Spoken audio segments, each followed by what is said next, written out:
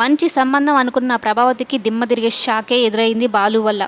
ఒకరికేమో తిండి పిచ్చి పెళ్ళికొడుక్కి, పెళ్లి కూతురికేమో కనీసం అసలు చదువు గురించే జ్ఞానమే లేదు. హోటల్ మేనేజ్మెంట్ ఏంటి రోజు డబ్బులు ఇచ్చేస్తారా, కూల్ డబ్బులు టిప్పులు వస్తాయా అన్నట్టు అడుగుతూ ఉంటుంది. ఇక మాట్లాడితే తిండి గురించి మాట్లాడుతున్న పెళ్ళికొడుకు విషయంలో బాలు అలాగే మౌనిక ఇద్దరు కలిసి గట్టిగా ఇచ్చిపడేస్తారు. సత్యంని ఒక పనికి మాలిన వాళ్ళలాగా జతకట్టి మాట్లాడుతూ ఉంటే బాలుకి విపరీతంగా కోపం వస్తుంది కదా.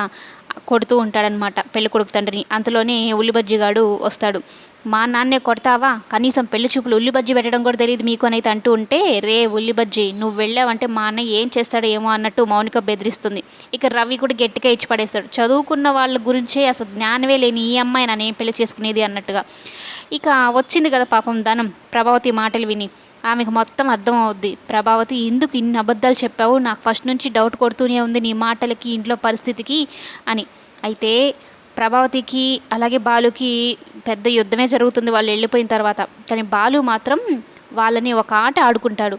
మీ కొడుకు మాట్లాడితే తిండి పిచ్చి ఉల్లిబజ్జి అంటాడు, మీకు సర్వ్ చేసిన దానికి ఇవన్నీ డబ్బులు ఎవరు కడతాడు అని చెప్పని 1000 రూపాయలు వాళ్ళ చేతులతో ఇప్పించేలాగా చేస్తాడనమాట.